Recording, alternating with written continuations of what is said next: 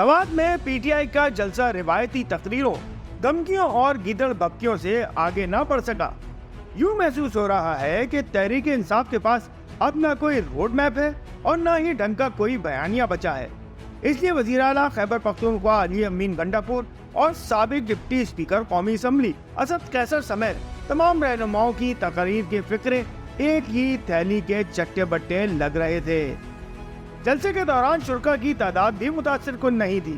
سوات جلسے میں مراد سعید کی آمد کی افواہ پھیلانے کا بھی کوئی خاطر خواہ فائدہ نہیں ہوا۔ نہ مراد سعید آئے اور نہ ہی انہیں دیکھنے کے لیے لوگوں کا جم غفیر پہنچا۔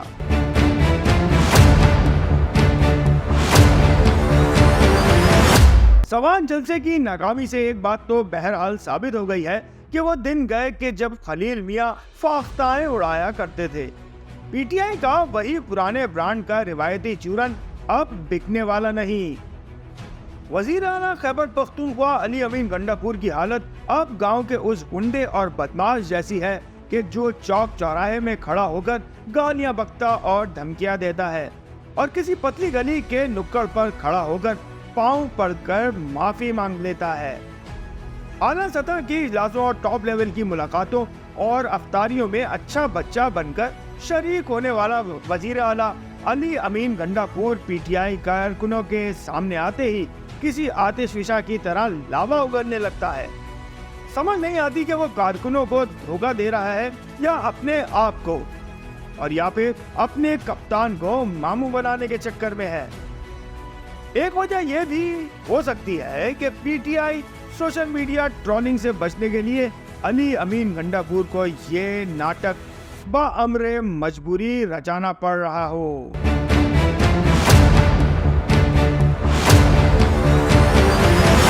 اسٹیبلشمنٹ اور اداروں کو مخاطب کر کے دی گئی گیدڑ بھبکیوں کے دوران وزیر اعلیٰ خیبر پختونخوا نے یہ دھمکی بھی دی کہ آئین توڑنے والوں کو پھانسی پر لٹکایا جائے۔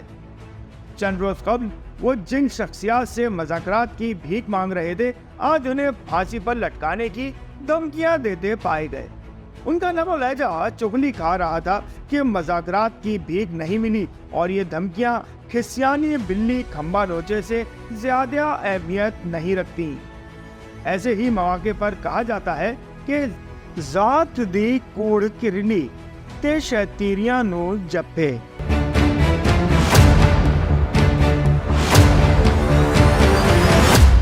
گنڈاپور کا کپتان بھی کرکٹ کی طرح اسی تیزی سے رنگ بدلتا ہے جس تیزی سے انہوں نے رنگ بدلا ہے۔ انصاف کا تقاضا تو یہ ہے کہ علی امین گنڈاپور کو اب یہ احساس ہو جانا چاہیے کہ وہ حقیقت میں اب ایک صوبے کے وزیر اعلیٰ بن چکے ہیں، اور صوبہ بھی وہ جو سب سے اہم ہے اور جسے امن و امان، غربت، قوم پرستی، غیر قانونی سرگرمیوں اور کرپشن جیسے سنگین مسائل کا سامنا ہے۔ وزیر اعلیٰ کو پاپولسٹ بیان بازی کے بجائے گورننس پر توجہ دینی چاہیے۔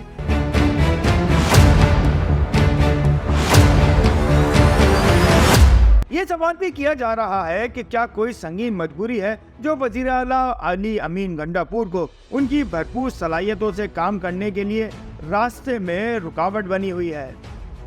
کیا وہ سمجھتے ہیں کہ اگر وہ گالم گلوچ، دھمکیوں اور مزاحمت کے اس راستے پر نہ چلے تو اپنی مقبولیت یا وزارت اعلیٰ کھو دیں گے؟